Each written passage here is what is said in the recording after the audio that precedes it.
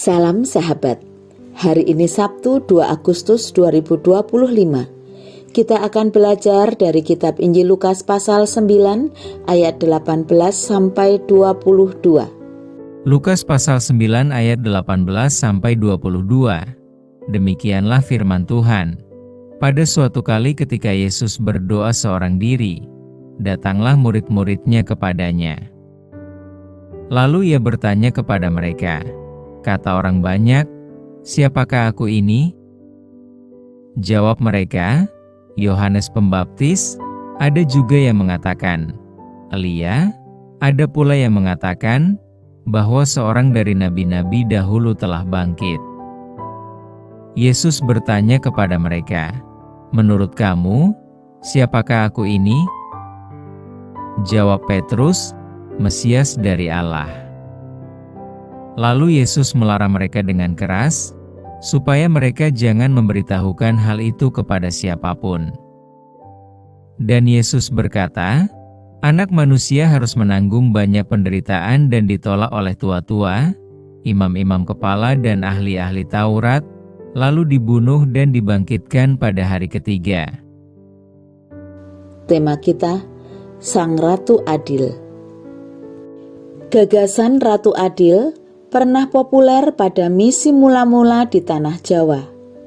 Kiai Sadrah Suropranoto yang hidup pada tahun 1833 sampai 1924 memperkenalkan Tuhan Yesus Kristus sebagai Sang Ratu Adil.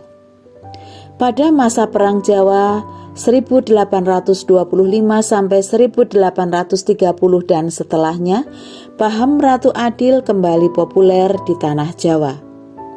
Ratu Adil disebut juga Mahdi atau yang akan datang, atau Eru Cakra atau panah cakra, simbol raja berkeadilan.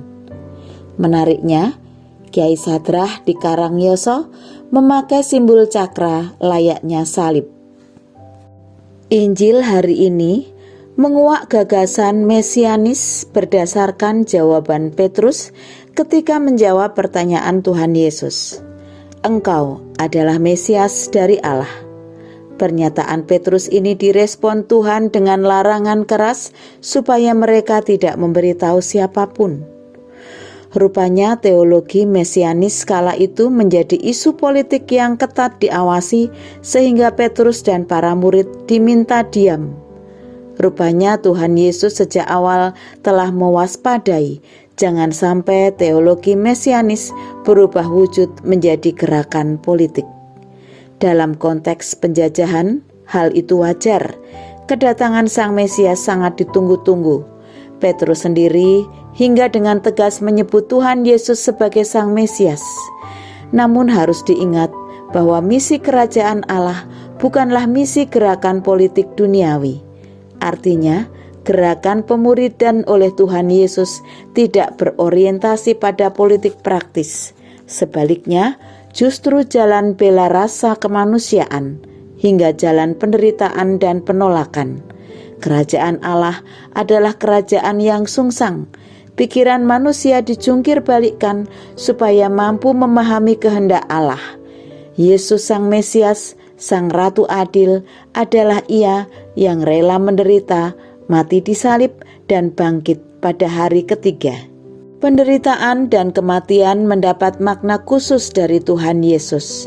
Siapapun yang mengikuti jalan hidupnya akan menemukan makna baru dari setiap penderitaan hingga kematiannya.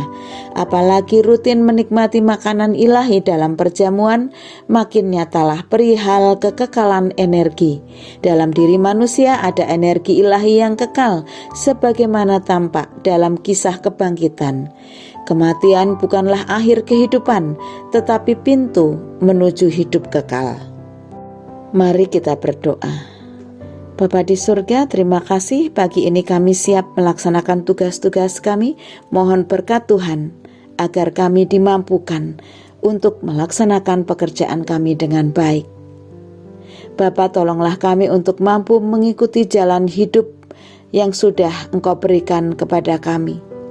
Mampukan kami menemukan makna baru dalam setiap perjalanan hidup kami. Kami mau sambut hari ini di dalam nama Tuhan Yesus Kristus Juru Selamat kami. Amin.